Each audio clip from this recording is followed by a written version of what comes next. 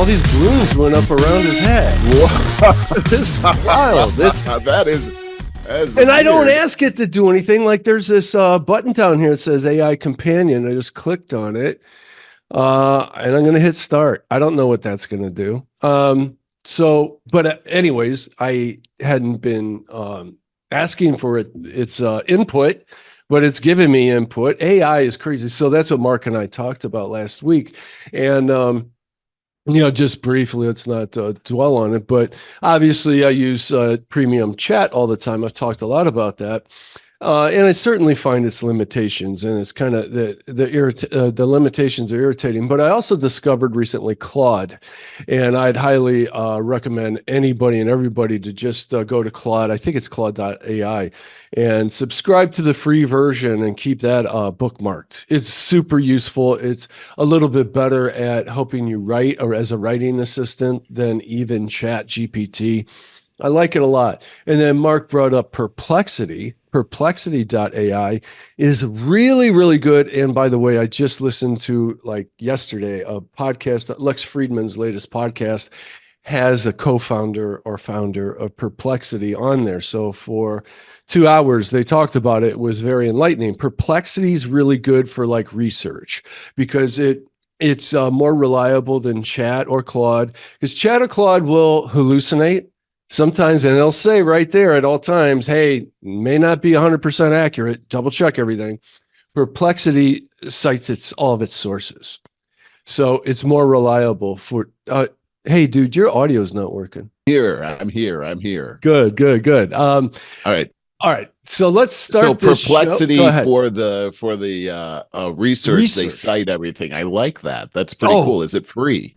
Yeah. They have just like all AIs, they have the free version and the premium version. Gotcha. You just have to know how to spell perplexity. Yeah. No, it's dude, where AI is gone so quickly is really exciting to me. Everybody's fearful about it. And like I say, I listen to the brightest minds out there, the leaders in this. Nobody knows what's going to happen with it. And when you don't know, there's a lot of fear, of course, involved. But I got to, and dude, I feel like I may not have a career next year as a result of AI. But I know, like right now, today, this year, 2024, I've been having a ball using it in my career. I freaking love it. I use it too. I mean, it helps me with, especially with emails and email responses. The other day, I was looking to put together some type of a template for consulting, and I added some information that I was looking for, and it gave me the bones of what I was looking for. We just had to fill in the meat. Talk about an efficiency factor. It is really, really something. And I see the benefits. I could see the bad side too, but it seems like everything in life, Barry, is that way, that no matter what it is, there's you get a brand new car. It's great. It could drive you to wherever you want to go, but it could also run somebody over. So what are you going to do? And then it gets scratched and you're like, yeah. Then everything just turned around. I parked my car in the front of my house, and this happened probably months ago now, but still, I was so shocked. I live on a golf course, but the golf course is in the back of my house. The fairway goes parallel to my house, and every once in a while a golf ball will end up in my backyard. One day I'm sitting here at my desk looking out the front. That's the front of my house is right out here, and I hear this whack, and I see a golf ball bounce right along the window, and I'm thinking, that's weird. I wonder what that noise was. Kind of sounded like it hit a car. I went outside and hit my car, and there was a little divot in my car now. I would be so like, what could you even do? Well, here's nothing. But what I did do was I saw some people playing golf on that hole, and I ran about a half a mile to finally where the fence lets up, and I can run into the golf course. And there those guys were, and I had the ball, and I don't know what it said on it. I'm like, does anybody lose a ball with a number 51 on it here? And they were like, no, I haven't lost a ball. I'm like, right. Yeah. No one lost the ball. No. So I know that's kind of how it ended. Oh God, that makes me angry hearing about it. Hey, here's Oh, another well, that's the kind of stuff that happens. So Charlie and I, Saturday mornings, we do our pack walk at the other lake because we live by the upper Shaker Lake or lower Shaker Lake, Oh whatever. yeah, Uh, beautiful. yes. Oh God, it's so beautiful. But at the other one, which is now a marsh, they closed up the dam or something. Now it's a Oh marsh, yeah, not a lake. But it's still a beautiful park. We do this pack walk every Saturday. Anyways, dude, it's been so hot here for the last week. really? Huh. Even at 9 to 10 in the morning, it was like, God, keep us out of the sun. Holy God, I crap. remember those days in Cleveland. I mean, it can be brutal, and especially with that humidity going Hmm. on, it Hmm. can really sap the joy right Yeah. out of you. Yeah. It's not overly humid, but I did say to a friend, and I meet the nicest people with the dog people are the nicest They people. really are. Really Yeah. are. Yeah. Yeah, you know And what's funny? I know I mentioned this before, mm, but I when I had my dog, I had all these dog people friends. The yeah. problem is that I never really got their names. I knew their dogs' names, but I Yeah. never did. Why is that? And then Uh, it's when my unwritten. dog died, it was like I would see these people, but I wouldn't know what to say to them because I didn't have my dog anymore and I didn't know their Yeah. name. So Oh, get that's their so names. unfortunate. I know that's a good I know. reason to go out and get another dog right away. Yeah. Right. Yeah, Right. Exactly. we form this nice friendship here on the weekdays, and I talk about it all the time. Between 7:30 and 8:30, we're at this park right here across the street at the lake, Hmm. Shaker Lake, and not we have the circle of and it'll be like for sure five of us, but usually like 10 of us that all know that we meet there on these weekday mornings, and all of our dogs are around 3 years old. So we all Hmm. discovered each other about 2 years ago and 2.5 How years ago. cool. This is so Yes, cool. they're the nicest people. I've said this before. I mean, nationally renowned doctor, two people in the Cleveland Orchestra, a real highfalutin lawyer, Wow. a genetic physicist from Case, like these really smart people. And then me.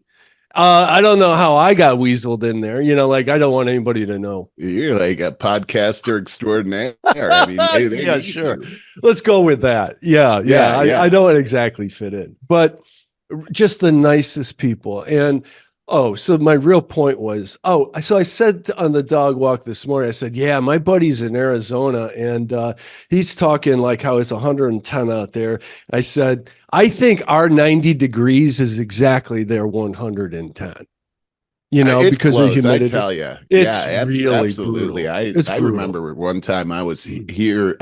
This was a long time ago. I was in New Mexico and it was 100 degrees, and I flew back to Cleveland, and it was 85 degrees, and it was way hotter in Cleveland at Wow. 85 degrees than Wow. 100 dry heat in Albuquerque is where I Mhm. came from. So yeah, you're right. I mean that Yeah. the humidity factor is one not to be trifled with. That's for No, sure. I was out there. I think it was Wednesday night.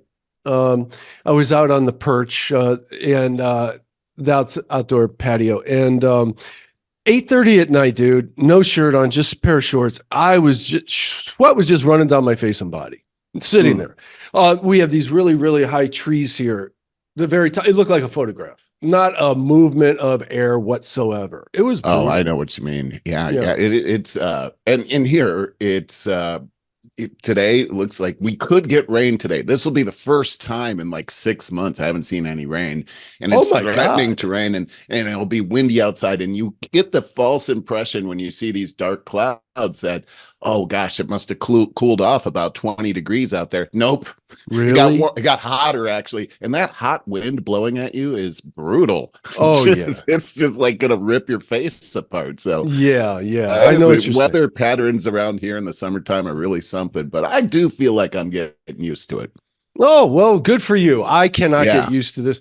The older I get, the more I can't take the extremes, whether it's hot or Mm, cold. mm, mm, And I mm. do mean extremes. I'm good with kind of cold. I'm good with kind of hot. But I hear you. I hear yeah, you. the extremes would get to be Hey, a I bit got much. something for you, Barry, that I Let's hear. wanted to get your take on. Mm, I of one of my clients found this. Actually, he's a colleague of mine, and I found this on LinkedIn. Well, he found it and he recommended it to his friends. But I think this is something really important. Let me just read this to you. He says one of the things I highly value is critical thinking. mhm. both of myself and those I work with. I reinforce this during my new hire onboarding and repeatedly with my leadership team. He's a chief information officer. And he says, I recently discovered Melanie Trecek-King and love her content on this subject. I summarized her video below entitled 8 Characteristics of Critical Thinkers, which I've attached to this post. I strongly encourage everyone who wants to think more deeply to check out her website. It's at www.thinkingispower.com. And I know you and I have talked quite a bit about critical thinking and how important that is today, and how it's not a skill that's actually being taught at all. Dude, I almost think it's shunned in some ways. Really, if you think for yourself, like remember how they were shunning us from doing our own research during COVID. Dude, they're still doing it. Research. Yeah, about like, 2 weeks ago. Research. About 2 weeks ago, who was I talking to? We talked a lot about the crap that went on with COVID. We talked a lot about it. Google on YouTube put a warning banner up there. Oh, I replied to it too, and said, if you want to get facts about COVID, go to cdc.com. And I'm like, really? Go to the CDC yeah, exactly. Like, really? You're still playing the game from 2020 and 2024? We all know that we were lied to the whole time, and you're still playing it. This is it, Barry. You went right to where I wanted to go, is that we live in a day right now where deception is king. And we've got, and this is a person, knowledge, she says this on her side, knowledge might be power, but there's too much for any one person to know. Yes, we're drowning in information and bombarded with claims. How do we figure out what to believe? And she's talking about all this misinformation that's out there, and how do we the people that say things? That are saying that, oh, watch out for misinformation, they're the ones that are feeding you misinformation. I'm sorry. Go ahead. Exactly right. They're the ones. No, keep. And I wanted to ask you, do you have those 8? I do. We're going to go through them right now. Yes, okay. Number 1. I love these, and let's see if you can see yourself in these, Barry. I hope. Number 1, they are aware their thinking is flawed and prone to errors.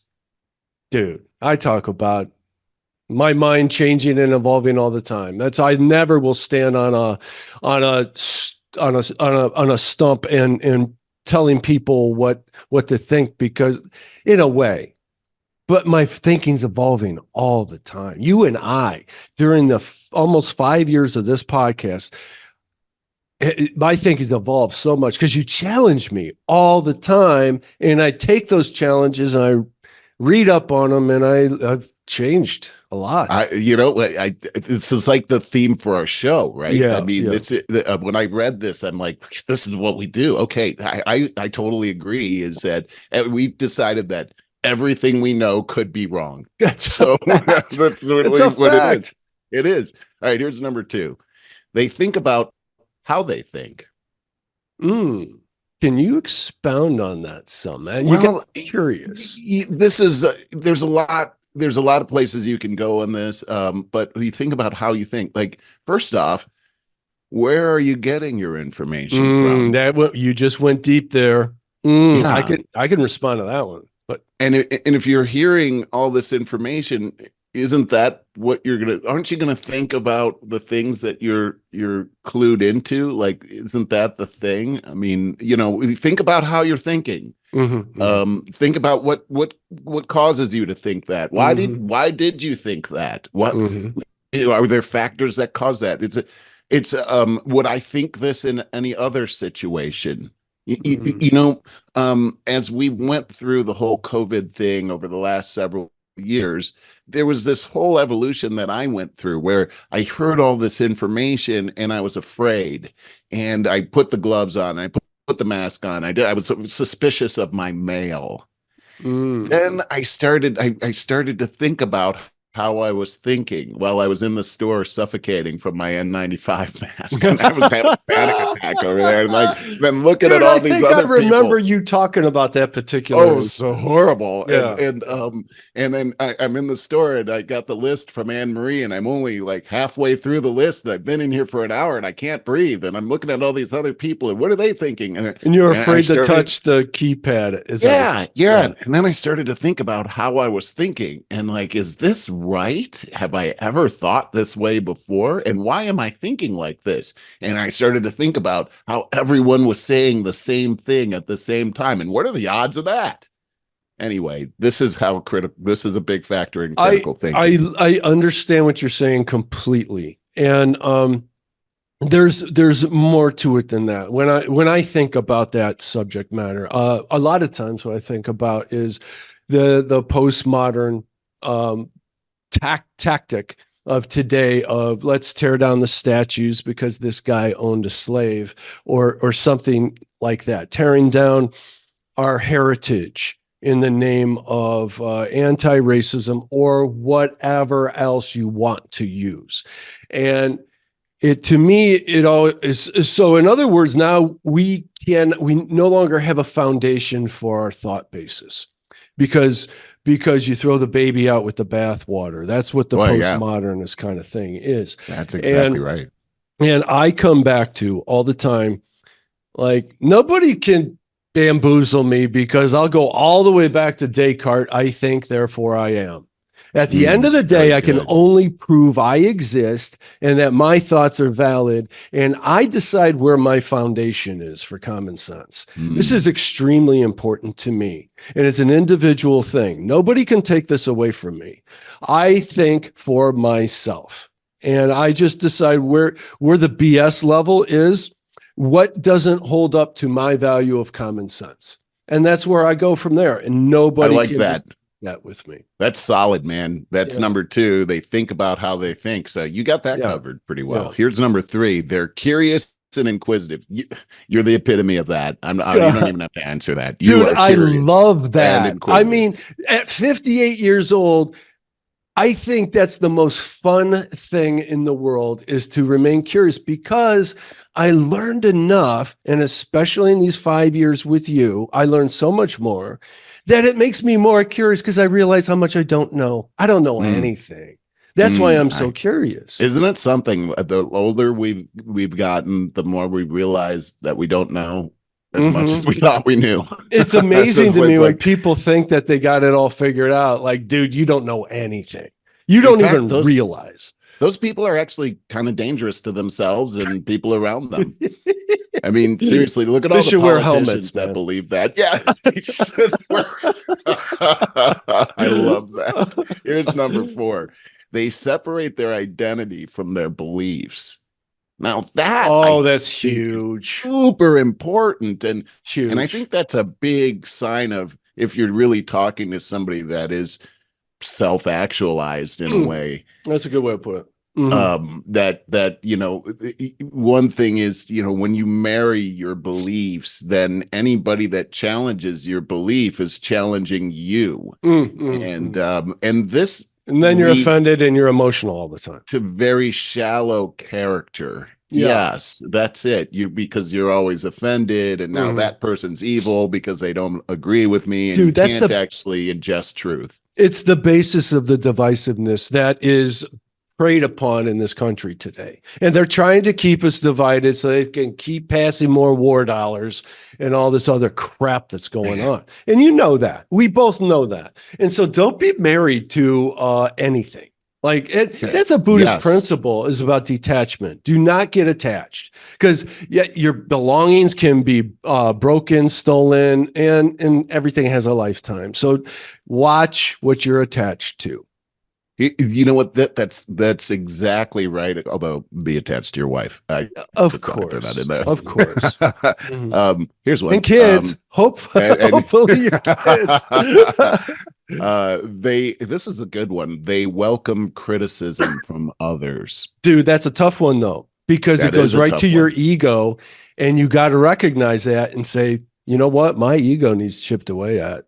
So ego, pride, these are things that stand in the way of critical thinking. We all suffer from it on occasion, sometimes more, some people more than others, some periods of time more than others. But dude, what you said right there is so important, because if you could recognize it and challenge that freaking ego, chip away at it. Yeah. I think it goes together with number 4 very well, which is, or number 4, they separate their identity from their beliefs. If you can do that, you can easily welcome criticism from others. These things seem to build on each other. Number 6 is they use evidence and maintain healthy skepticism. That's all you, brother. It went over my head. Could you read it again? You use evidence and maintain healthy skepticism. Oh, okay. Evidence. Okay. This is, the bummer about journalism is that it's dead because people don't go after evidence anymore. They just go after feelings, and they report on feelings. And this is, a sign of critical thinking is using evidence. In fact, evidence can prove that you're wrong about something. And are you open to that? And having even a healthy skepticism about your own beliefs and challenging those beliefs using the scientific method, I think it was really huge. Here's number 7. They avoid black and white thinking. Oh God, yeah. I hate that. And that goes right into that divisiveness again. We're always trying to, okay, pick your side. Here's what happened. Now pick your side and fight. Right. And dude, everything is shades of gray. And everything can have 2 things right and wrong about them at the same time. I mean, I found myself saying that a lot on the show because, Trump can be really good for the country in some ways. And God, I hope he could rescue this economy, but he can also be a dumbass at the same time, an unlikable dumbass and embarrassing.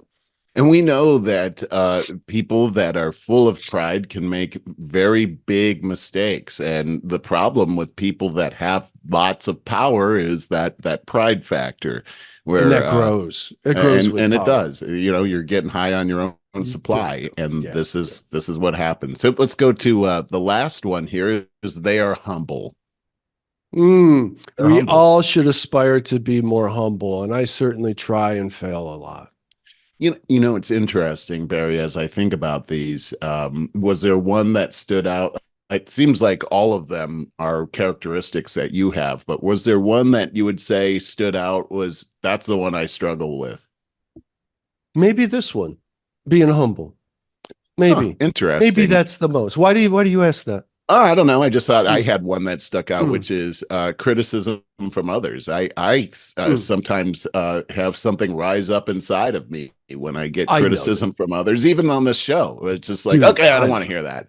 Dude, I know. I could go there with you toe to toe as you say that and bring that up for sure. That's very difficult. Some of the stuff that I've experienced online as a result of this show has been very painful. But at the end of the day, I process it. Spit my coffee out. And I process it and I say, that's not on me, though. That's not on me. That's on them. And and I firmly believe that in my heart of hearts. But it still hurts when somebody says something very intentionally hurtful. And I've had experienced quite a few of those. I hear you, man. And that's life, though. We got to deal with that kind of stuff, right? I want to transition to something here, Barry. Did you finish all 8 though? That was number 8. Be humble. Oh, okay. Yeah, okay. It's pretty cool. I really like that. And could you tell me this girl's name again? This is the name of the woman is Melanie Trecek-King, Trecek-King, and the website is www.thinkingispower.com. And it's a great website. And if you go to it, you'll see you'll see her on there, and she's got a great video on there about the power of thinking and critical thinking. And then there's these short little classes you can take there to exercise your critical thinking skills. And I think, as we've both agreed, this is a skill that is so needed during this time. Very needed. Absolutely needed. So that's that. I wanted to transition to something that I saw that I thought both you and I would be interested in, and it's sort of the thing that's happening these days in our world, and I think it kind of goes along with what we're looking at. But this is a video that I want to show, and I want to make sure that we have our stuff Oh, set let up me to wait a be minute. able I gotta do share. that. I gotta Yeah. share multiple. But Okay, there this, you let go. me cue Don't this up forget the while we're sound doing if you this. need it. Yeah, let me cue this up. This is in support of women and women in sports, and I Oh, want to just brother. show the video first because I think it's very powerful. It's about a Hmm. 1 minute deal here. Let's go ahead. If you think girls and women's equality matter, stand up. If girls and women's sports matter, and you want your daughters to have the same opportunity you had, stand up. If you know that it isn't fair or safe to allow males to compete in girls' sports Oh God. because it's obvious, stand Go up. ahead. Don't be cowed by people who call you a bigot. You're not a bigot. Don't let men tell us how to be good girls. Don't let others tell you you just need to be quiet. Sit down. Be nice. It's not nice to further a lie. It's not mean to believe in women's equality. We deserve our own sports, privacy, fairness, safety. We deserve a chance to compete and win. So don't be nice. Don't be careful. Be honest. Be brave. Fight for women. We've come too far to give up now. And if you agree with that, stand up and stand with us. Dude, that was so good, and it really brings out a lot of emotion in me, a lot of anger, a lot of sadness, a lot of pride in people like Riley Gaines, who has been so brave at such a young age. And these people that have stood up, the few that have stood up in an act of bravery, have given us the vocabulary to stand up against this. And what I mean by that is, as Riley Gaines told us on Rogan's episode a few months ago, she said when she was first confronted with this, with a male changing in their locker room, saying he's a chick, and how scary that was in every regard. Oh, she said before that, though, that the coach addressed the team and said, there's this trans person. Is it okay if we can compete together? This is swimming and bathing suits and all of this. And we're talking about locker rooms. And he said, and they first disguised this, put it in the guise of we'll do an impartial vote. But then when the rubber met the road, no, it was in front of this person vocally. This person said that they're going to kill themselves if you don't let them in to accept themselves, that their mental health is on the line. Let's vote. Raise your hands. Okay, so now the cat is out of the bag. That worked for a while. This kind of methodology worked for a while, but it's just like Jordan Peterson, his rise to fame in 2016 when he opposed the C-16 bill, which was about mandating use of pronouns. In other words, it was about a free speech issue, and he stood up against it. He gave us a vocabulary because the rest of us are afraid, like we don't know what to say, and we're going to be called a bigot or this, that, or the other, which is been used against us for over a decade now. Right.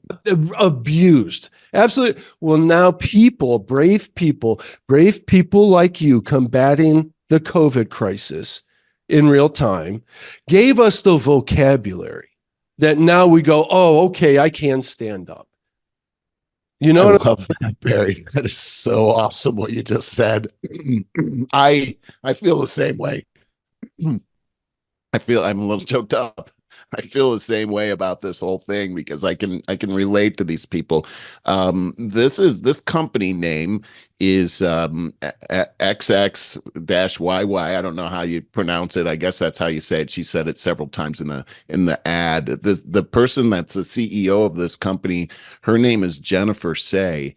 she is an ex-Olympic champion. She was a gymnast in the 70s. And if you go to her website for this particular line of clothing, this is you'll see her give an introduction. And if you listen to what she says, she's going to make you cry.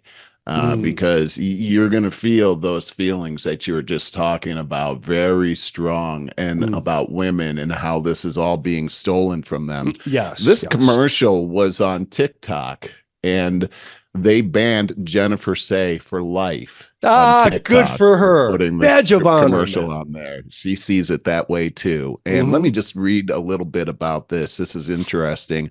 TikTok notified XY Athletics on Tuesday that its account had been permanently suspended because it doesn't comply with our advertising policies.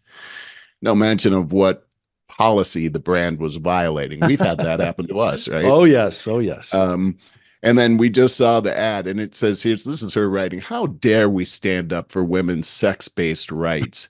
I launched the brand XXXY Athletics on March 25th. It is the only athletic brand standing up for women's sports and female athletes." Isn't that a shame? Yeah. The brand is for the protection of women's sports and spaces because it is compassionate to advocate for women's rights. We're against the inclusion of males in women's sports and spaces because it is unfair and often unsafe for women and girls. That's an understatement. That's an understatement. Listen to this part, though.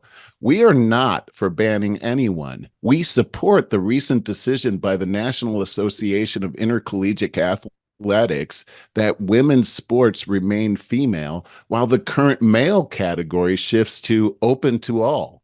This eligibility policy would allow everyone, no matter how they identify, to compete in sports and enjoy all of the developmental advantages of doing so and upholding fairness for women. Isn't that an interesting concept? Rather than have these people join female sports, men joining female sports, because of course they're much broader shoulders, much bigger upper body strength, a stronger bone overall density, everything. That's unfair. But for women to join men's sports, hey, if you can hack it with the men, come on board. Sure. That's not banning anybody there. I kind of like that whole thing. She goes on to say, we're unapologetic about our goal of protecting women's sports and spaces and standing up for truth. And the truth is, male biological advantage is the single biggest determinant of athletic performance. Sure. To allow males who say they are women to compete in women's sports when they're stronger and faster than females is an affront to women. And an erasure of the original intent of Title IX, and astonishingly misogynistic, which is why in the ad we say, don't let men tell us how to be good girls. Let's face it.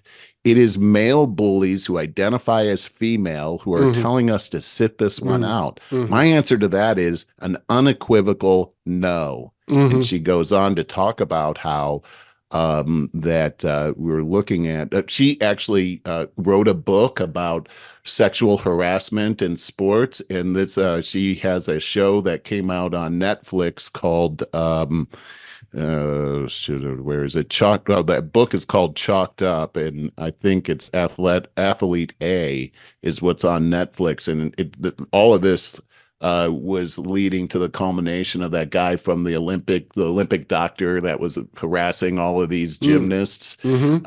So yeah, she's a big part of that. She's been a big advocate for years and years, standing up for women and women's sports. And she goes on to talk about how since 2019, the women's sports participation has gone down something like 30%. That's a shame, man. Types of things. Exactly. Sports teach us so much.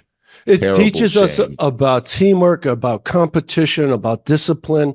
It teaches us that is a horrible shame.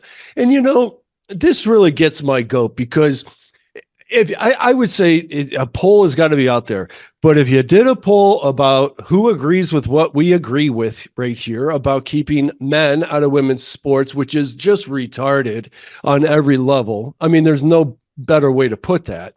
But if you did a poll, I bet you would find 0.05% People think it's a great thing to have trans men or whatever, men in women's sports. In other words, more than 99% of us realize how stupid this is. But there's this super tiny vocal minority that just so that they could call you a bigot, call you an ism, got their way. And they just enjoy getting their way. And this did. This is why the Cleveland Indians are now the Cleveland Guardians. Can you believe that? I mean, they literally found one bunch of middle-aged women, form a little group, start doing this crap. And it is that, I'm sorry, call me sexist. It's always a middle-aged white woman that pulls this crap and says that somebody's offended. And then they find one person, what do you call the American Indian people? God, I always forget the politically correct thing. And not indigenous. Native Americans? Native Americans, right. Okay. They find one that will agree with them, and then they prop them up. Yeah. But they literally pull other Native Americans on camera. You can pull up the YouTube videos, and they're like, "No, I'm quite good with the Cleveland Indians being called," because it's a celebration of Indians. I always say you don't call your team something derogatory. Right, exactly. You want to celebrate something that's cool. Yeah, exactly. Right. So it's this kind of and here's another thing. You know what? This kind of conversation is good, like, to get it off our chest because it's so stupid, but it also keeps us away from the real news. Then that's what it's meant to do. Well, I hear what you're saying there, and there's a lot of that distraction that's going on right now. I do see that, I remember when Jay Leno said famously, "Isn't there a war on women?" And this was probably 2016 when he said that. And, we didn't have these trans women in sports, and we didn't have any of this kind of stuff going on. This is the war on women. I mean, when you take a look at the fact that these women, these young girls are not playing sports because you say, I read a statistic where Jennifer Say is saying, well, you could say, oh, it's only a handful of people that are doing this. Well, she categorizes 600 men who now say they are women who have collected medals now, winning medals in place of these young girls. And so, no, it's not just a handful, it's a whole lot of people, and they're collecting all the awards. And so how is this not a war on women? It's really so crazy. Could you imagine the anxiety that you got to live with if you're, and God only knows, maybe you're just so mentally ill that maybe you don't have that anxiety, but like that dude, I forget his name. The swimmer. Yeah. Like he's 6'5". He was ranked Leah Thomas. There you go. He was ranked 500 and something in men's swimming. And then he tied Riley Gaines, and they gave him the freaking medal. They did. The story is so outrageous how they screwed over Riley Gaines. And he's changing in the women's locker room with them. Sick. It's sick. And how is this not just a clear delineation between right and wrong, good and evil? I don't understand how we're even dating this right now. Dude, I've been giving more and more thought to the concept of evil from your point of view, from a religious point of view. It was the movie about the sex slavery. What was the name of that? Yeah. God, good movie. It's a great movie. I just saw to me, it exposed the real evil. Like, just shed a spotlight on the true evil that is going on in this world. And then you got these people on the far left, and I will always say far left. I'm not confusing them with leftists. And then there's Democrats and liberals. And I'm not confusing any of them. I identify as a liberal myself. Most people wouldn't think I am by today's standards, but I still do. I'm the same as I was. I didn't change. But I mean far left, and I think they're evil. And these are the people that want to call pedophilia MAPS. Male attracted. or People, male attracted persons. Yeah. No. Pedophilia is very bad. Sex It's evil. slavery. It's evil. It's what evil. It is. Yes. And what the Obama administration has let happen with these open borders during these 3.5 years is evil. And all of this needs hey, we just need to just talk about it in plain and simple terms. I agree. I'm going to transition real quick here because we just had Juneteenth over this past week. And I had the day off. Yeah, Woo-hoo! Right. I was free at last. It felt really good to have the day off and everything. And I spent the day at the pool. It was awesome. Thinking about racism. Yeah. I was tried not to think about racism actually, because I wanted to have a good day. That was the whole dilemma when I woke up in the morning is, all right, I got a day off, but I don't want to think about racism all day long. I want to turn this into a positive thing. And I thought a lot about it all day long and tried to spin this into the positive. But I tell you what, I found that the holiday, what do you call it? I don't know. It's supposed to be a holiday. Dude, it's totally contrived to fan the flames of racism and stoke divide.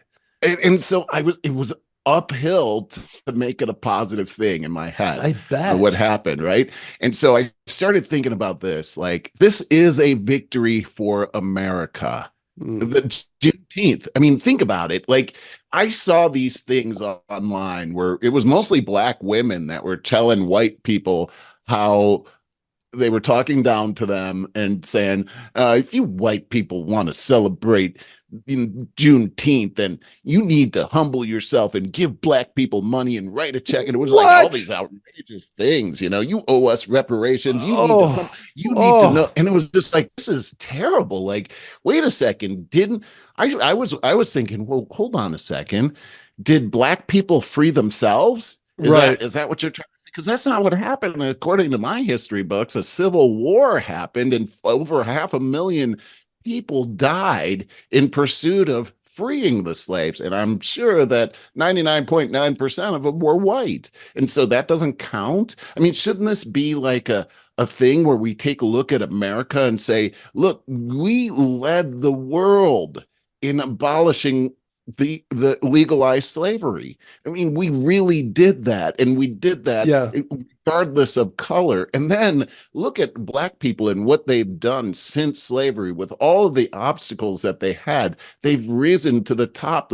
If I heard a statistic recently that said that if Black people here in America were in a nation of their own, it would be in the top 5 most prosperous nations in the world. Wow. And so, we've got to change our vision of this. But I saw this video. I want to just throw in real quick. And remember, there was, I just tried Googling this. I actually didn't use Google. I almost never use Google. But there's something like 1,200, I'm pretty sure I got that right, like 1,260 Black people that owned slaves. That's right. I'm so glad you said that. And they owned over 12,000 Black people as slaves. Now, as soon as you throw that out there, all those women have to shut up about the reparations because you can't argue anymore. What do you do with that? What do you do with that fact? Well, this video I'm going to show you goes right along with what you just said. So let's go ahead and check that out. I got the sound here. Let's go. Black people sold Black people. White people just paid for it. My great-great-grandmother, father to another Black man, who then sold her to who became her husband and had kids. Not a white person in sight. Well, so while people are being stuck on, especially when I hear this dumbass thing as reparations for slavery, I'm like, dude, slavery was everywhere in the world. Yeah, there was slavery in the Arab world, in the Persian world, in the more Greek now world. than ever. White, blonde, blue-eyed Polish people were slaves to Germans. So white, blonde, blue-eyed Germans. So what are you talking about? Like slavery is something that only Black. You guys pay too much respect to racism. Or we were all Black, we're still going to discriminate against we each other. discriminate against? Eye color. Thank you very much. It's human nature. It's human nature. Yeah. We'll find something, your ear is too big. I tell people, as long as you're a competition, you're a threat. And as long as you're a threat, somebody will try to do something to remove you. It doesn't matter if you're white or Black. And on the opposite side, as long as you can add value, doesn't matter if you're black or if you're white, you will be appreciated or recognized. Dude, that was great. What a good share. What a I cool like dude. that too. Who is Yeah. he? You know what? I didn't get his name. I got to go back and look at that. Let's see if I can find it here. But you know, the perspective that he has on it, no, it just says this guy nails it. So that guy was good. Yeah. And, you know, he puts it into perspective because here's the thing, and I've thought about this ever since I was a little kid, is that if the minorities were different here in America, and black people were the majority, and then it was the white people in Cleveland, Africa, yeah, you know, it would have been the same thing. We would have done the same thing. It didn't matter what the color of their skin was. It's the fallen nature that we have here as mankind. We're self-centric. You know, this is, if left to our own, you know, we just, you know, what we feel like doing, these things are just going to happen. And that they did happen. And so we need to take a look at this whole Juneteenth thing a little bit differently, but I got to get rid of bigger concern here. Yeah. Because here we have, I think it's cool to say, hey, cool, the slaves were freed today, but aren't we setting up 2 Independence Days now? One on June 19th and one on July 4th. We already have segregated 2 national anthems. We've got the Black national anthem and the actual national anthem. Why are we separating out nations right here? We're creating a nation. Incredibly, didn't we do that with the Indians? Incredibly small amount of people are fanning those flames in the guise of doing something very liberating, in the guise of doing something very it's always in the guise of being compassionate. Oh, we're going to put this trans man in the women's locker room, and because we're compassionate. Oh yeah. No bad's going to come from that, right? I mean, this is always in the guise of being compassionate, and you're the bad person if you disagree. And it works on 98% of us.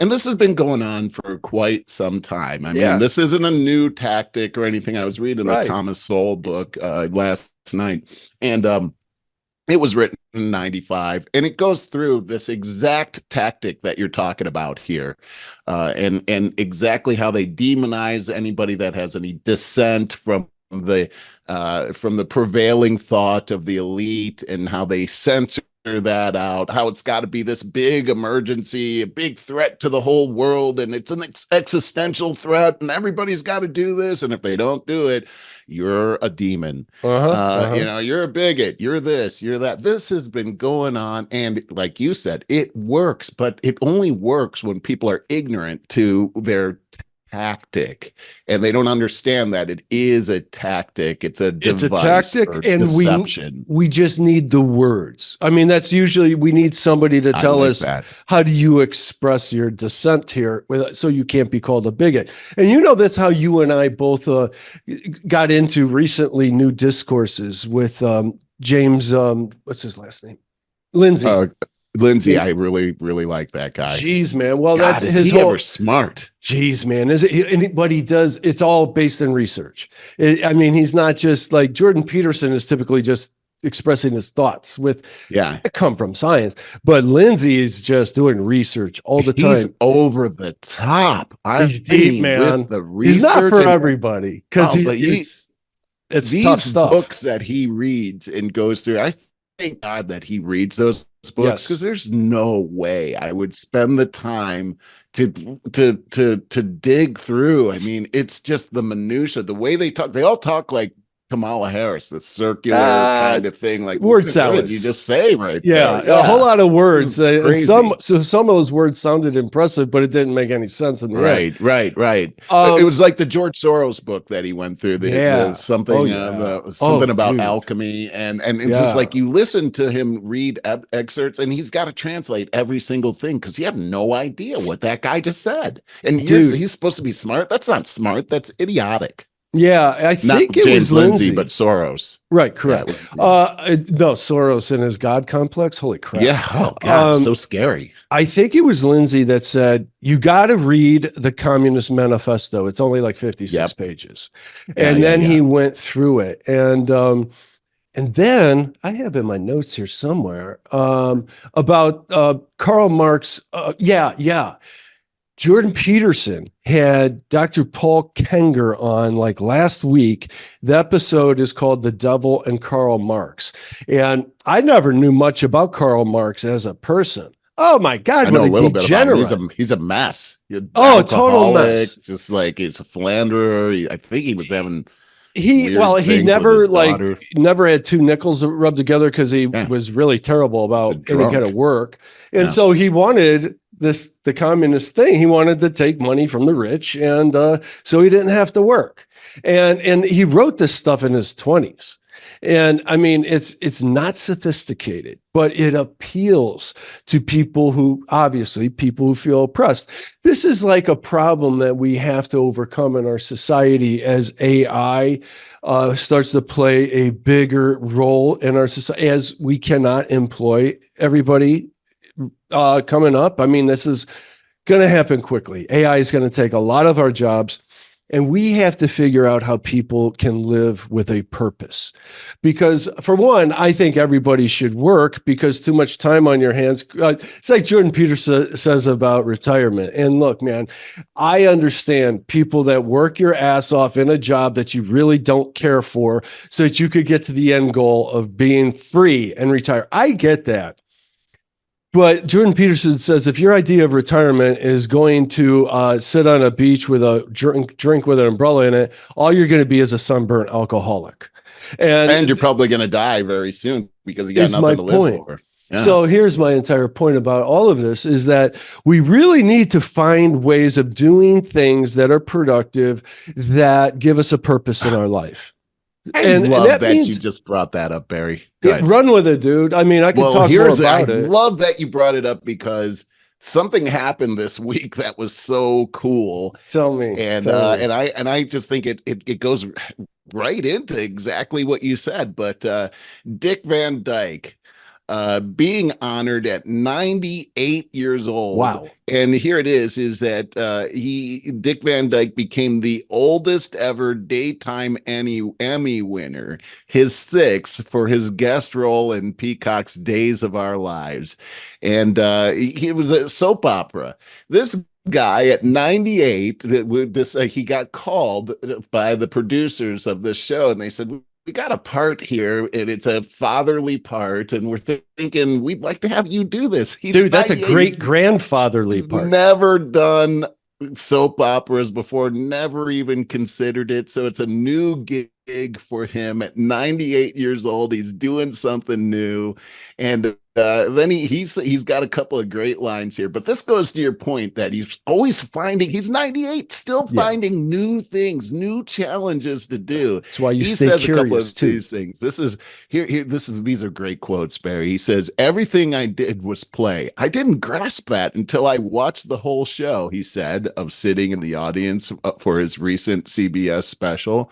Dick Van Dyke, 98 years of magic.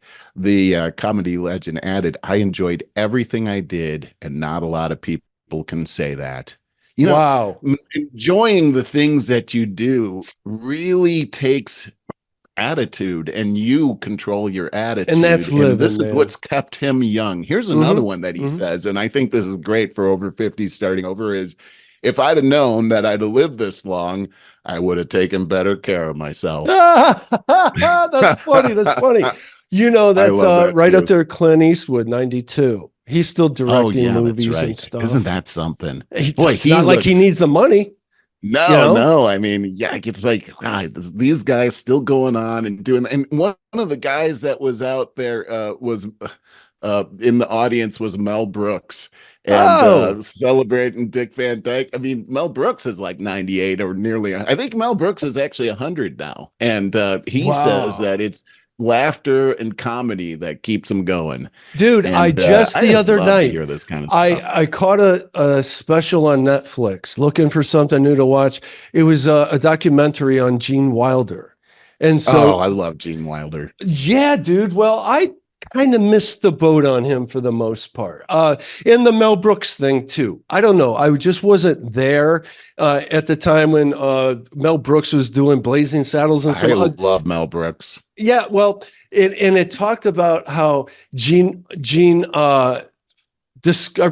Brooks discovered Gene Wilder. Gene was doing theater and just said like just a natural comedic treasure, a genius. And it went through Gene Wilder's film career, which Mel Brooks was so tightly aligned with. I mean, Mel Brooks just loved Gene Wilder, and it was highly recommend awesome. it. It was a good movie. What was the name of it again? Probably the Life of Gene Wilder. Go on movie. Netflix and type in Gene Wilder. It was really good. Yeah, it's like an hour and a half, easily digestible. And things are dude, I get on something nowadays. Oh, I mean, we're going all over the place, but I came upon a thing on Ashley Madison on Netflix. Oh, that's right. Yeah. Did you catch that by chance? I didn't know, but I saw you shared with me a couple of notes on that. Oh, okay. So I thought it was like it's like Ashley, man. Most of us, okay. First of all, I remember when that whole scandal came out, barely remembered it. I was like, and it was like all these people were signing up to the sex club or whatever, and then their names got exposed. Let's be clear. It is still. I didn't know it. It's still going on. It's bigger than ever. Actually, wow. It's a website for people to cheat on their spouses. Oh, that's right. Yep. That's what it is. And in fact, their slogan is something like "Life's short, have an affair." That's their slogan. Oh, yeah. That's so. Anyways, great. yeah. I mean, we could like virtue signal ourselves right out of this and say, but the point is, I barely remembered that scandal. So I was interested, and I thought it was going to be like an hour and a half documentary. Oh, it was a 3-episode freaking thing, and it left me hanging. And so I had to go and catch the next one because I didn't know, like, oh, dude, spoiler alert, they never found out who the hacker was. So, that's insane. Yeah. And it seems like it was a singular person, but they called themselves the something team. So, I mean, they had the best, brightest minds on this thing. And they tried, Ashley Madison, the CEO, tried to pay off this person with $500,000. I think actually met with the person, offered, and he didn't take it. He didn't take it. So, and there were 2 leaks. They did it one drop with the email addresses the first time. And then, I don't know, like 6 months later, they exposed all of the email transgressions, and the CEO himself got caught up with this because the CEO was always going on talk shows with his wife, say, oh, well, we don't cheat. We have a monogamous relationship, but this is great for other people. And all his emails got exposed. He was cheating on his wife the entire time. And, oh my gosh, dude, it was so dirty. But the big like takeaway from this was the company itself never did anything to truly secure the website. They were just going into Photoshop and creating these badges that they put on the website and said, we're the most secure website ever, and no security whatsoever. Wow. Oh, yeah. So I don't know if I recommend it. I just told you everything that you need to know. So you don't have to. Now we know. Yes. Yeah. But it was vaguely I interesting. appreciate that. Yeah, but it is really it's something I remember when it happened. It's the power that these people have when they have that information. But can you imagine being the CEO of a company like that? I mean, how could you feel good about yourself? Oh, yeah. I don't know. This dude seemed you're ruining people's lives. Here's another tidbit is most of the women on there were fake. There were fake profiles. Oh God. Yeah. And a lot of them were traced back to, so after all this came, there's investigations done. And most of these IP addresses came right back to their headquarters. In other words, it was their own employees. A lot of it was AI. That we're doing. Wow. So these guys, wow. What a, so the what a women, scam they had. yeah, women in general can sign up for free anyway. It's like happy hour. Women drink for free because you want the guys to come in and unload their wallets. And that's what Ashley Madison. Right, right. All these guys getting duped. What on a all kinds of- scam that Yeah, whole thing man. is. Yeah, yeah. And it's bigger that than is ever just today. Really awful, man. Yeah. That's the crazy part, that it's actually a big deal now. Still, after all of that, come Yeah. on. Like, I just, the whole Ashley Madison thing should just teach everybody a lesson that your information is in jeopardy. Your personal information, no matter who you're doing business with, your personal information is under attack. I mean, big time. And it's like, how can you even, what can you do now? Dude, it's everywhere. I heard, go ahead. Oh, so when I got my new system here a few months ago, I also put on Norton Utilities on there so that it's to help everything be more secure.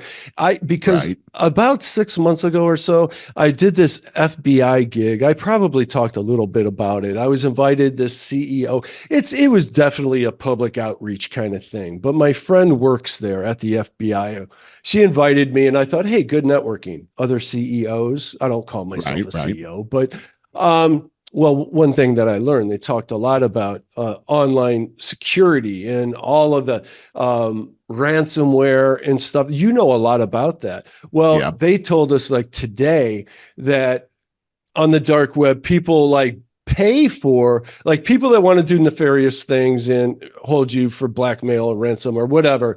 They buy your email address one place, they buy your social security number from another outfit, and they piece all this stuff together. All of the, like, that's how common it's really hard to protect yourself today. And when you start to add in their tools that they can use through AI, it's just easy now. It's just easy. And then couple that with quantum coming, and you got a big problem, and that's looming on the horizon right now. And it's coming. It is coming. We gotta hope that there's enough good AI out there to combat battle the bad AI. You're right. You're exactly. I think that's what's it's gonna be computer wars that are that's gonna be the new front. I think it's like battle of the gods. Well, speaking of the battle of the so-called gods, we've got this whole debate coming up next week. I wanted to talk about Trump that. And Biden, and it's like crazy to think about all the things that are happening that are leading to it. I got another little video I wanted to show here and get your comments on, Barry. So anyhow, I was trying to play this video with Putin, and it didn't come out too well, but it's basically him talking about the things that are happening in America right now. And we are being gaslit here in America. Like, everything is hunky-dory. The economy is good. We're doing great in Ukraine. Sucks. We've got the border. There's no problem at the border. Joe Biden is in great shape, and all these things. Nobody believes any of that. All these, come on, Barry. Everything you see on TV, it's the Republicans just trying to make Biden look bad with these so-called cheap fakes that are out here now. But what Putin is saying is, I don't think the American people are fooled, because the whole world is seeing this, and we can see exactly what's happening in America. In America, we can see that the people no longer have any trust over their judiciary system. That's a fact. They don't have any trust on the administration that's leading. He says we saw everything that happened to Trump with the whole court and how the trial was rigged. They're trying to say that that the Republicans don't accept the outcomes, but it's not the outcome. It's actually the process that's rigged. And so this is an interesting thing when you take a look at where we are in history, where we are here in relationship with the other countries that are out there.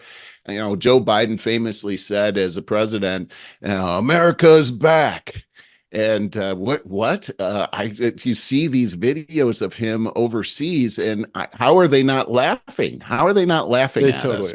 Dude, I see Biden's presidency, and I think when we get further away from it and history looks back on the Biden presidency, here's how I think it'll be seen. He made one bold move on his own. And that was to leave Afghanistan because he wanted to get out from underneath of Obama's shadow. And he wanted to make a bold move. And the generals were, first of all, the generals are always saying, oh, we're almost there. We're making all this headway and all that because they want their forever war. And so anyways, I think Biden is like, you're getting out now. I have this power. And then we saw the disaster that took place in Afghanistan. And I think as soon as that happened, the deep state got him in a room and said, you're not doing another damn thing that we don't approve of from here on out. And you're going to get us into these wars right now. And we got right into Ukraine. Then we're into Israel, and they push out and they get the media. They bring them in the room and say, here's your marching orders. This is how we're going to, and cut babies' heads off too while you're at it. Because you can't think of anything worse than that. That'll get people on board right away. And I think the rest of his presidency has been the same thing with the open borders that he's been mandated with all of that, incentivizing people to come into this country in unprecedented rates. And it obviously is a deep state disaster. That's how the legacy is going to be seen. I think most of us see that, but you're right. We're being gaslit at all times here. At least, we really are. Yeah, I mean, we really are. It is really crazy. So we've got this debate coming up. Yeah, and I was thinking, I guess it's next week. It's going to be on CNN. Dude, it's only in a couple days, isn't it? Wait a minute. What's the date? It's next Thursday, I believe. Oh, okay. And so we got a little bit of time before that comes up. But I got to tell you, Barry, that I thought there's got to be a ploy here, because why would Joe Biden put himself in a position to be on TV right next to Donald Trump when we've seen the terrible gaffes that this guy has had? I mean, every day it's something that he's saying. What's the thought pattern here behind the Biden administration? Dude, I totally got this one nailed for sure. And I'm going to try to share. So and the reason, like it's been said that, this is a very early time for a debate. I mean, they haven't even done the RNC, the DNC, all that stuff. And this is just a bizarre election cycle. Like this is where we see our Democratic Republic failing us dramatically. But the reason that they're doing it so early is Joe has been told, look, his entire team has been told, you either get that drug cocktail worked out just right in time for this to save his ass, or we're taking him out in time to run this guy in the DNC, Jon Ossoff. I'd never heard of this guy until last week. I read an article on him somewhere. But this is Jon Ossoff, if I say his name right. That's right. Yeah. Okay. This is an American politician serving as a senior United States senator from Georgia since 2021. A member of the Democratic Party, Ossoff was previously a documentary filmmaker and investigative journalist. I think the guy looks like Baker Mayfield, in my opinion. And I think with what little I know of him, he's going to be pushed out into the DNC as the new JFK. Why do you feel people are going to go nuts for him? Why do you feel that? Well, they know, they're terrified about the thing about Trump. That Trump is going to be. Of course, I get that. Yes, they're absolutely terrified. So, but why Jon Ossoff? Because he has a look. Look at Trudeau in Canada. He only got elected there's a nepotism thing there, but women say that he's affable. And that literally is why he's still in power there, in spite of being a tyrant and totally unqualified. So I don't know, dude. I thought it was going to be Gavin Newsom, but Gavin Newsom just killed himself in California. He really has. Yeah. Yes. So I think it's going to be this guy. I really do. Well, it's interesting just because if you take a look I remember when he got elected to the Senate, and this was the 2020 election. That was all crazy.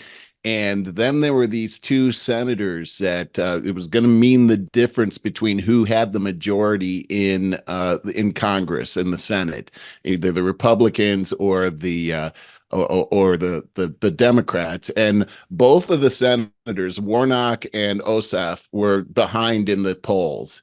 And somehow, miraculously, in a recall election, both of them won. And it seemed awfully strange that they both won that way, especially with everything that was going on in Georgia that year. Then, so then you look at what you just read to me, and it said verbatim that he's a senior senator, U.S. senator. How can he be a senior U.S. senator when he just got elected to the Senate? Yeah, That's not a senior senator at all. The guy's barely been there for, it's kind of like a Barack Obama thing. He got elected to the Senate. Yeah. And yes, he was a good looking guy, like you're talking about right here. Smooth. But he did give that really awesome speech during the Democrat convention 4 years before, which is where he made a name for himself. And therefore, he didn't just come out of nowhere. Kind of did, but everyone saw him. He was appointed. He was anointed by the deep state. He was, but I'll tell you what, that speech that he gave at the DNC, the one where it's not a black America or white America, it's red, white, and blue America, or that's whatever what got him elected. That he said. And then he did just the opposite. That is what got him. That's exactly right. Now, Jon Ossoff doesn't have that thing yet, I guess, but he is a white man trying to create that. There's that problem. Yeah, he's got that going against him. I just was looking at this whole thing. I mean, boy, it's hard for a white guy to get a job these days. Yeah, man. it's a real problem. I just read this whole article about Disney and how they're discriminating against white people. But Disney, think how big Disney is. It's not just that theme park. Disney is responsible for most of the information on mainstream media. So this is a very, very powerful mouse. Yeah, it really is. What a mess, though. And I think that we're finally seeing DEI fold in on itself and collapse. So what do you think is going to happen here with this debate? I mean, I think it's going to be a victory for Biden if he can just get through it. Totally, dude. The bar is so low for Biden. All he's got to do is basically get through it. The media. I could already see Joe Scarborough the morning after. I am too. This guy is like, I almost feel sorry for Joe Scarborough. He lost his mind. It's like his mental problem is just on display for the whole nation. He's ranting. He's practically foaming at the mouth. That Trump derangement syndrome truly is like a mind-worm virus that grows. I mean, it really is. It's like it's tangible. It really is. But when you start to look at the facts, and we talk about critical thinking now. First off, in the critical thinking, I'm just going to put this on the screen. You can see this. This is Trump. This is coming from Trump, so you got to take this obviously with a grain of salt. But these should be the numbers here. When we take a look at inflation at the same point in the presidency, these numbers compared to Biden are off the charts. Yeah, I mean, there's just no comparison in what's happened to our economy under both of these guys. And typically, Barry, it's the economy that decides the election. I mean, you got, for instance, energy. There was no change in energy prices during the Trump administration. We've got a 38.8% increase. I'll just look at a couple of these. Gasoline was at -2% inflation under Trump. It's up 47.8% under Biden. Another one, eggs, for God's sakes. We're down 3.5% under Trump. They're up 49% under Biden. And airfare, God, we'll talk a little bit about the air. It's so dangerous these days to be flying, but even that, it's gone up 32% compared to -13% under Trump. And it's like they're trying to make it seem like we don't know this guy Trump. He's just going to come in, he's going to take over, and it's going to be all retribution. But we already had him. We already know what it was like. Who's the idiot that keeps saying, well, he's going to get in there and he's never going to leave. We're going to have this dictator. Right? He already was in there. And he's not in there now. Like it didn't happen. Like, these people are insane, man. But you're talking about air stuff. Let's talk about something, that, because this is really important. I got something good for you. You got some crazy stuff on this.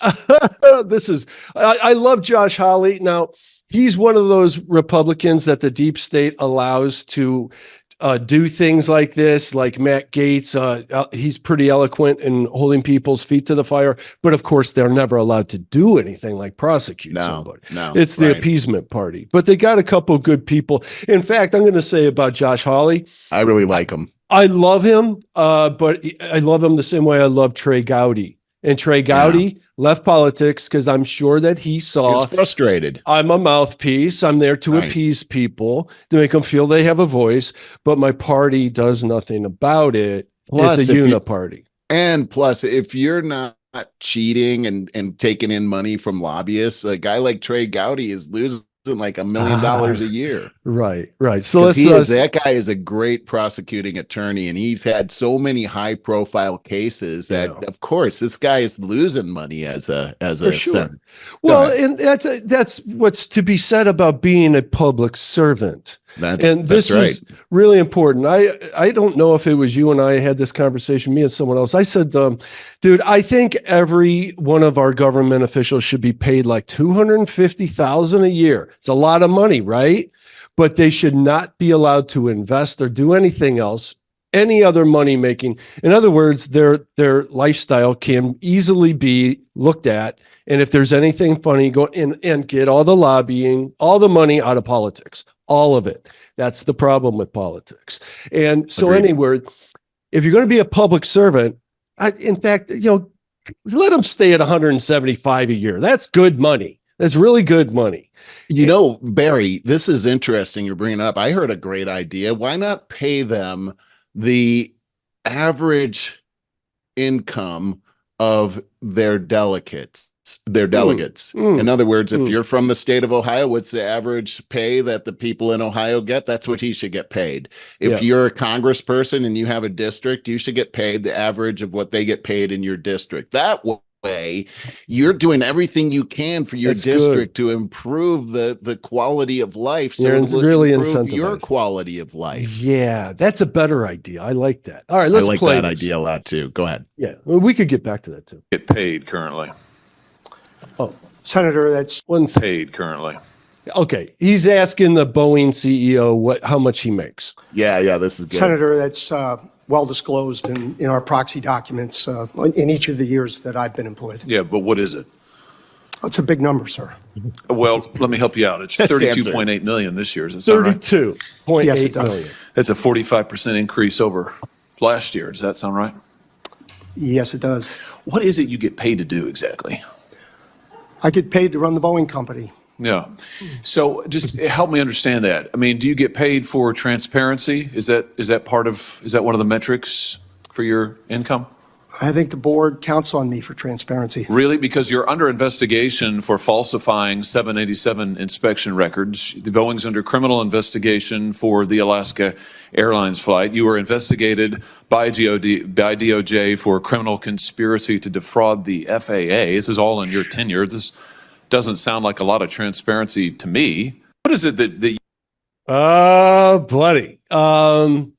Man, a lot of corruption going on there. This guy did such a terrible job of representing Boeing. I mean, what Hawley ends up coming down with is that you are getting paid for exactly what they hired you to do. The board being the hiring is to strip mine Boeing. Yeah. And the reason that he got that 45% increase, it goes on to say he never made a profit in his tenure as CEO. The reason he got paid that huge increase is because he has strip mined the company so much that they can keep that thing afloat. He's not trying to make a profit, but what he strip mined out of it was the safety aspect of being able to fly. Now planes are falling out of the sky. Yeah. Things are flying off of planes. You're hearing this more and more. Two astronauts stranded on the International Space Station because whatever got them up there was made by Boeing, had faulty parts or something. I saw, you told me about that. So we've got astronauts stranded in space because of Boeing. Because of Boeing. I've got something I wanted to show you. Actually, here it is. This is a couple of pictures. So I fly all the time. And hearing the Boeing CEO talking about his this lackadaisical attitude about safety and all of these safety violations, I didn't get a warm fuzzy about flying on a plane. Now, these pictures I'm going to show you were taken by a colleague of mine, and she flies all the time too. So she got a delay, and you can see here on the screen now they're going to work on this engine now. If you're flying on the plane and they come out and they're, oh, we got a delay, and they start tinkering around with the engine, you're not going to get a warm fuzzy from that at all. Yeah. But check this out, what they ended up doing. This guy has a roll of duct tape. And look what he duct taped. The engine. That's the engine. God. This is the cone for the front of the engine. They just duct taped the cone onto the plane. Yeah. Okay, safe to fly now. We got our duct tape on here, and everything's good to go. Have a safe flight. This looks like, I can't tell. I think this is a Southwest airline, but I mean, are you kidding me? They put tape on the plane right in front of the passengers. I would have gotten right off of that plane. So we just went and came back from Charleston, South Carolina. The same plane on both there and back. And we know that because it made the same weird sounds with the landing gear. It sounded like, I don't know, man, like they're using a ratchet to manually drop them and pull them up. It just sounded so bad. And I'm not surprised by any of this. I'm amazed at how few accidents we actually do have. I am too. But they used to always say this was the safest way of travel. I wonder if that's still the case now. I know. I totally agree with you. There's just so many things that we've let slip through our fingers because our government has gotten so big and so corrupt, and we really need to take care of that. I tell you, man, it is really something. I have something else I want to show you. Just being a refugee as I am from California, it's sometimes fun to look back at what I left. And let me just show you this picture. But it is the homeless shelter for the Los Angeles people. They actually put together, let's see if I can show it again. They actually put together a high rise that the taxpayers paid for here.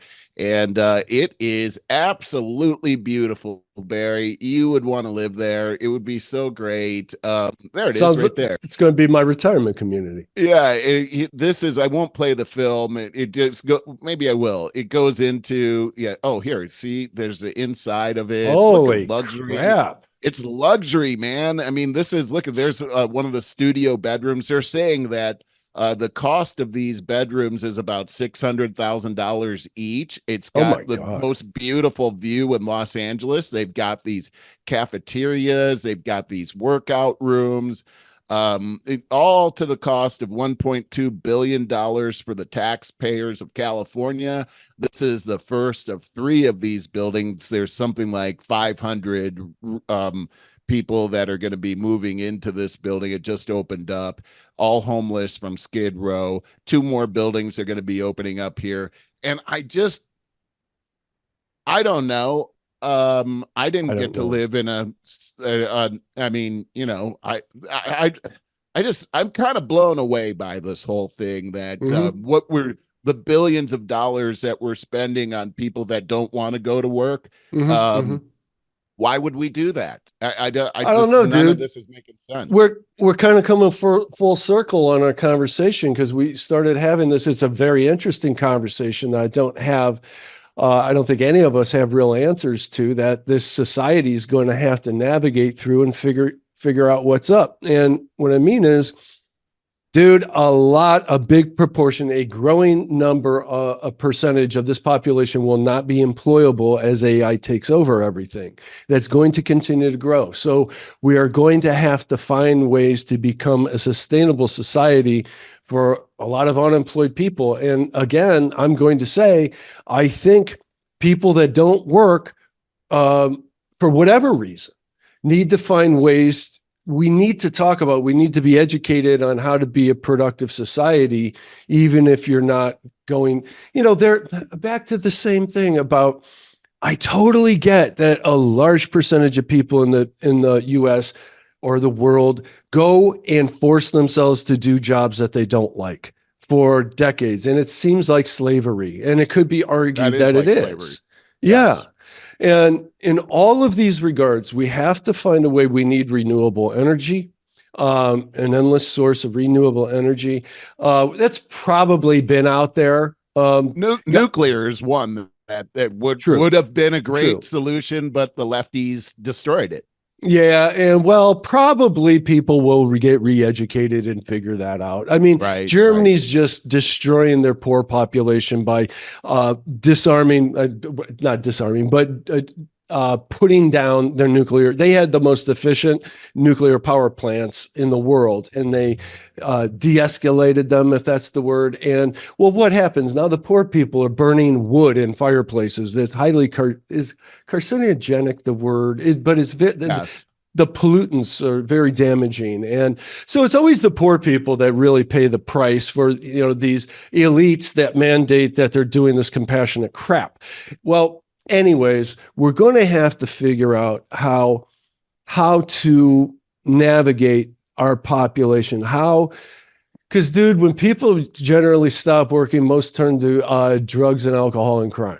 And well, that's the truth. And, Barry, as you're saying this, and it's sort of the theme of our show now today, the AI destroying all these jobs. And it's almost like communism becomes a necessity at that point because nobody's actually working. And so the point of all of these things that are happening seems to be to change this society 100%. I think about when Obama came into office and talked about how he was going to fundamentally change America. Now look at us. We're fundamentally changed now.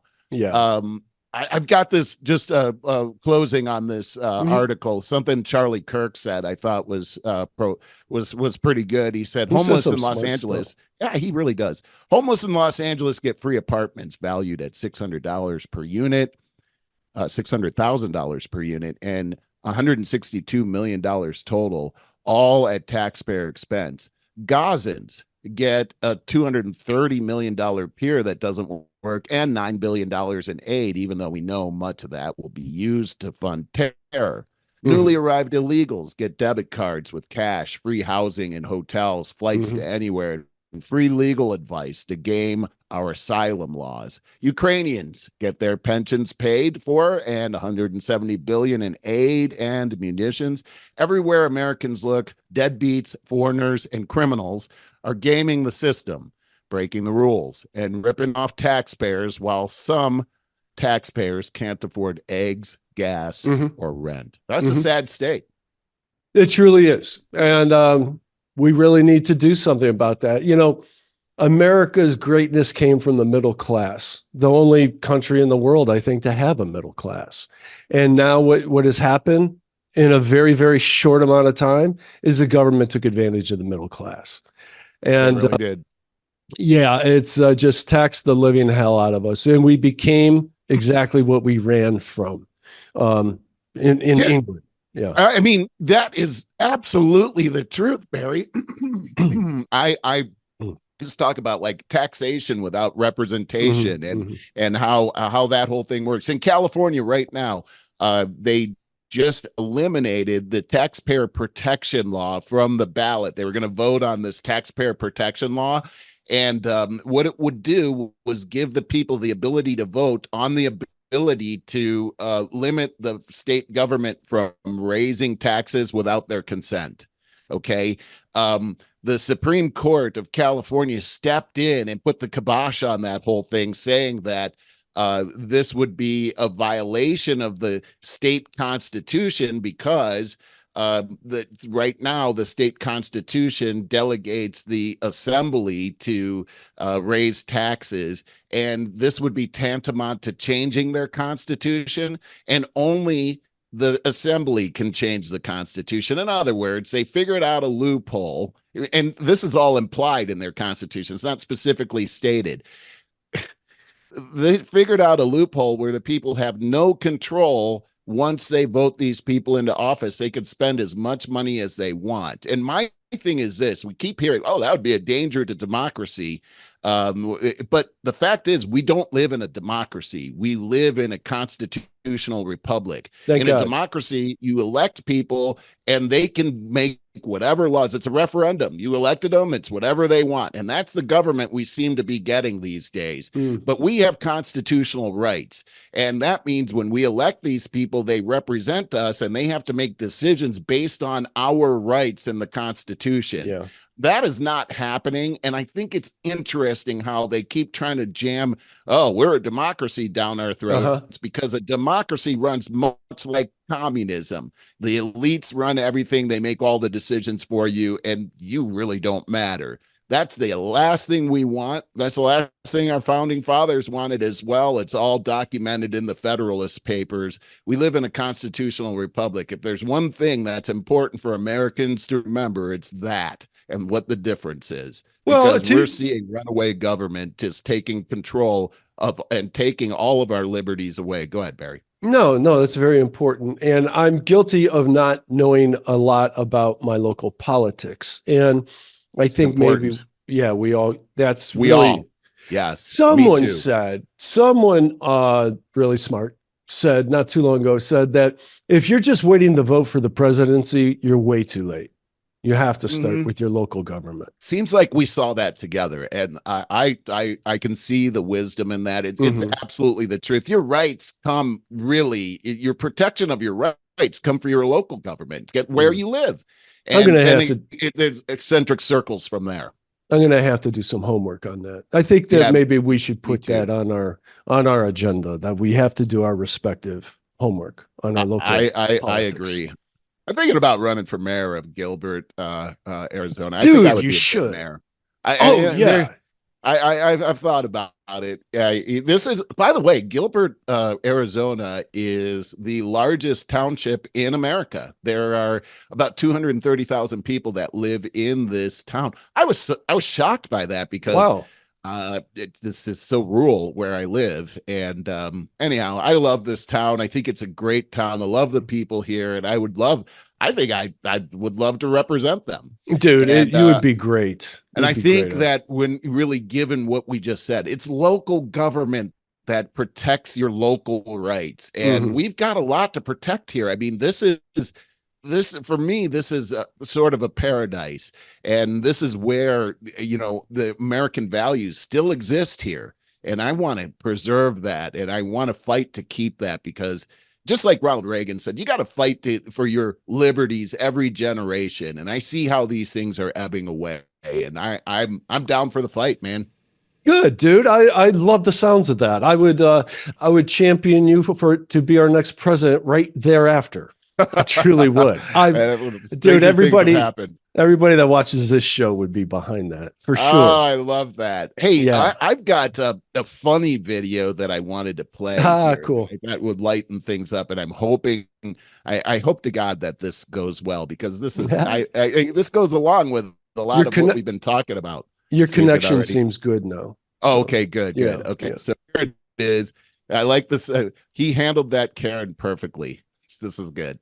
I am 83 years old. I was in the McDonald's drive-through this morning. The young lady behind me leaned on her horn and started mouthing some ugly things because I was taking too long to place my order.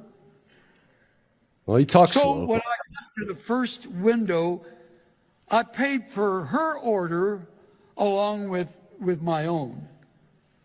The cashier must have told her what I had done, because as we moved up, she leaned out her window and waved to me as she began mouthing, thank you, probably feeling embarrassed that I had repaid her rudeness with kindness. When I got to the second window, I showed the server both receipts, and I took her food too.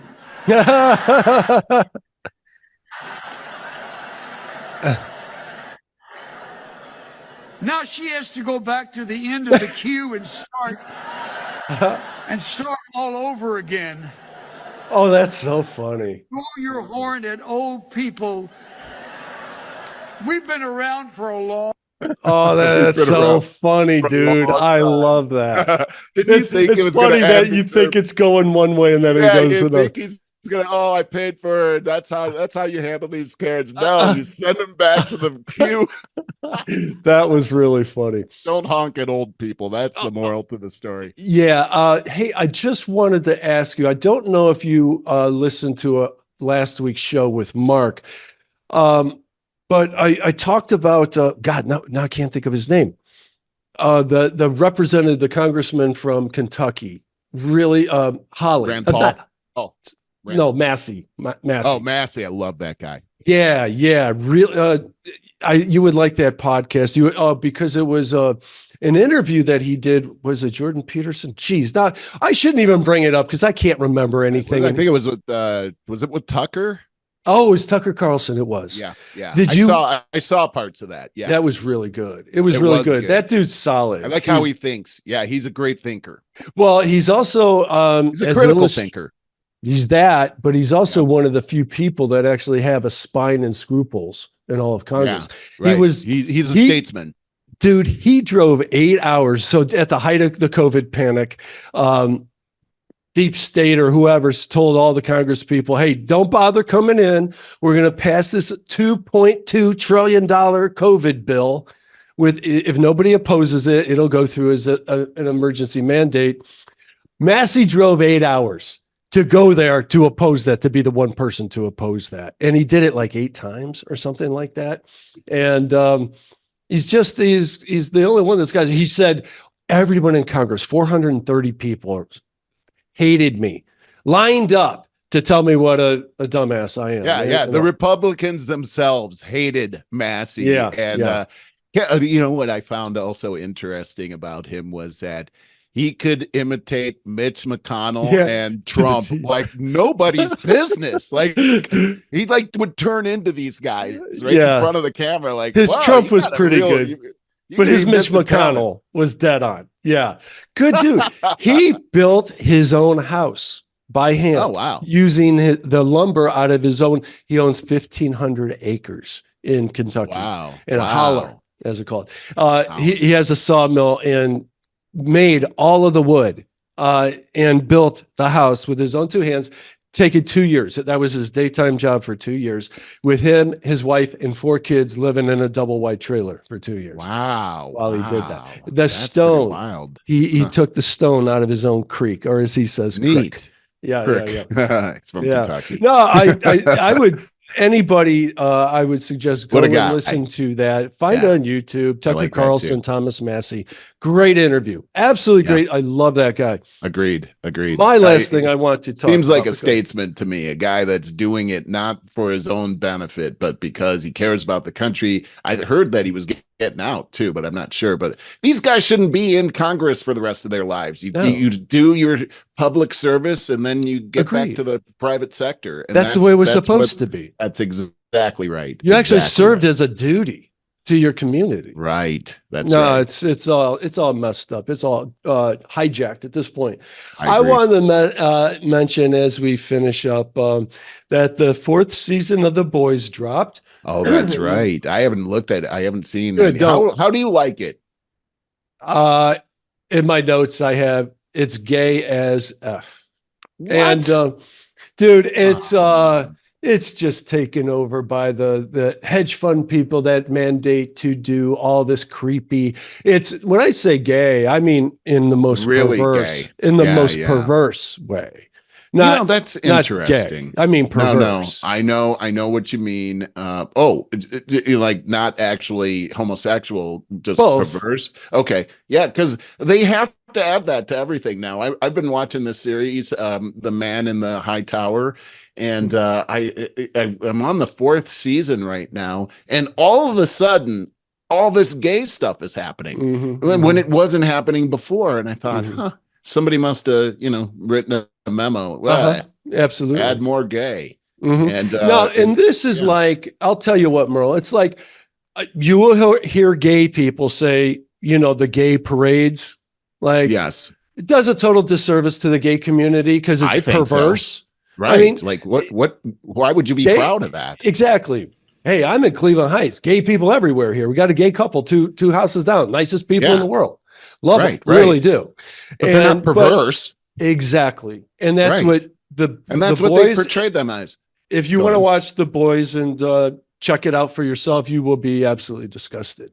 Well, you know what? This is the same thing with, black culture is on TV. They want to portray black culture a certain way, like all black people act this way. And it's infuriating. Yeah. It's insulting. It's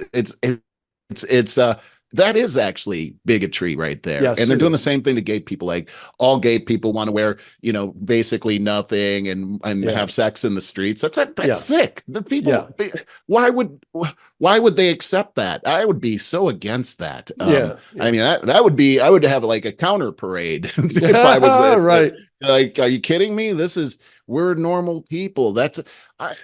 Man, I just remember growing up, and I grew up in almost an all-white high school, and I didn't want to be like, Black Power. I wanted to be with everybody else. I just wanted to be like with everyone. Right. And it just seems like there are forces that don't care for that. They don't want they want the opposite. Judging people by the content of their character. They want you to be judged by the outward appearance, just like those guys were saying about slavery.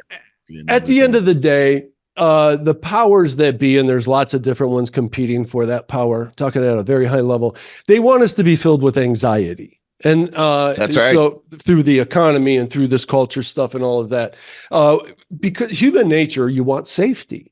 That's at the core of human nature. That's what women want. From a man, safe to feel safe, and from relationships. But we grew up running from bears and stuff. You wanted safety, and that's at our core. We want to just be safe, and that means a lack of anxiety, because anxiety is fear. And so they're just trying to keep us all shook up, so that soon, very soon, they're going to be like, "We'll take care of you. Here comes communism. We will take care." That's exactly right. They've beaten us down to the point where we'll ask for communism. Yeah, that's really right. what's going on. That's what's going on. That's what's up. Yeah. That's a good place to wrap up, Barry. I guess so. Do you got any movie recommendations or shows or anything as we part? Well, I was mentioning The Man in the High Tower, older series, but very interesting. This one is about if the World War II was won by the Nazis and the Japanese, and they actually take over the United States, and half of the eastern half of the United States is taken over by the Reich, and the western half is taken over by the Japanese. And in the middle of the country, you've got this neutral zone where you've got a lot of the patriots, and this goes into the 60s and what's going on, and you got the Cuban Missile Crisis. This sounds great. There's this. Oh, it is fascinating, and here's one of the most fascinating parts that I think you would like, is that there's this added thing about different dimensions, that while this happened where the Japanese and the Nazis won, in a whole parallel universe is the universe that we live in, where the Americans won. But there's all these other universes, and there's people that can travel in between these universes. Oh my God, dude. There's a lot going on. Amazing, right? And it's like, so it's all history, it's the string theory. Oh my God, all this intrigue. It's like they're trying to build this weapon to that allows them to go into these other worlds. Like the Nazis figure out, like, oh, we could probably go into these other worlds and take over all the worlds. And so, oh my God, it's like all this crazy stuff. Where are you catching on. This? What's it on? You know what? I think it's on Prime. I gotta we can just look it up. What's it called again? It's The Man in the High Tower, and there's oh gosh, who is that actor? I really like him. He's in so many different things. Gosh, now I never think of his name. I can't even think of what he played in. Sorry. Are you sure it's the High Castle? The High Castle. That's it. Yep. High Castle. Man in the High. Okay. Wait, hold on. Dystopian Castle, alternative yeah. history television series created for streaming Amazon Prime, depicting a Yep, that's parallel it. universe of action. Yeah, all right, dude. I am going to catch this. That And sounds now great. you have to, the first like few episodes, they're kind of getting the foundational information, and so stick with it because Okay. it actually it's fascinating, and also the characters, the way they develop the characters, you end up like some of these people are truly evil, but they're kind of likable. And it's like, oh my God, I don't want to like this Nazi. You know what I mean? Like, it's kind of funny. But yeah, the psychology of the whole thing is very interesting. Well, you mentioned like Some you're of it talking is about, mature subject for sure. Okay. You said about a great guy in the cast. Well, I mean, they got the four main cast actors here. I don't recognize any of their names. One of them is actually the guy who is the man in the high castle, and I've seen him on Idiocracy. He was the judge in Idiocracy. He was in he's been in that movie Office Space. He's been in a whole bunch of different shows. God, he's just a very popular actor, but a lot of these people I have not seen before. Okay. And that's fine by me. I think I'll really like this. I see a YouTube video for seasons 1 and 2 recap. Are there just 2 seasons?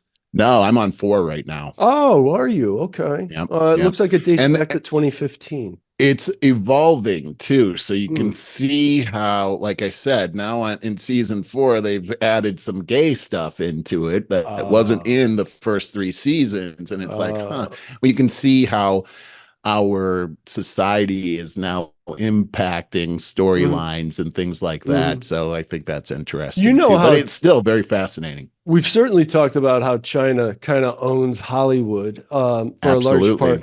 Bet you $20 that's where all the gay stuff's coming from. Sure They want to it gay up is. America. big time. Yeah, they do, don't they? Yeah. Because they're trying to sow division. That's really what's going on here.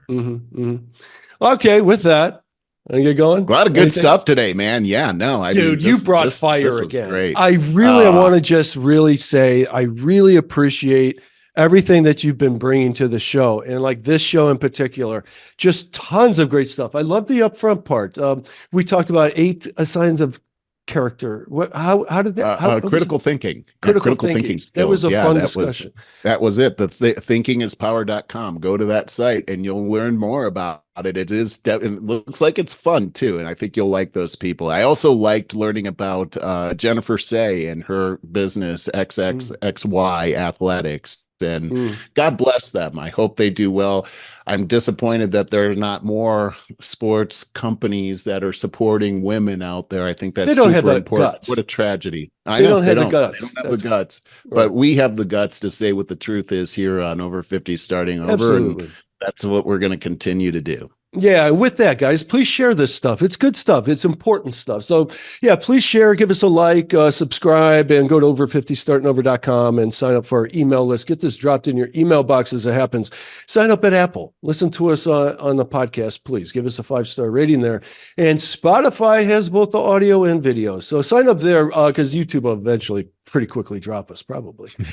All right. With that, dude, have a great weekend again. Thank you so much. Too, very great one, man. All right. Take All care. right. Love you, man. Bye. Dude, I'm sorry. One thing quickly. Yeah. I have on deck for next week, Dan the Fireman is going to join us, and we're going to talk about, he's done a lot of recon stuff, traveling, talk about the different areas he's been exploring, that places that are good expat countries, places to go. That ought to be interesting. To like long-term vacations and some just do a short stint at. We're going to rate these things and stuff. It's going to be a lot of fun. Yeah. All right. All right. Excellent. All right. Have a good weekend. Later. Thanks so much.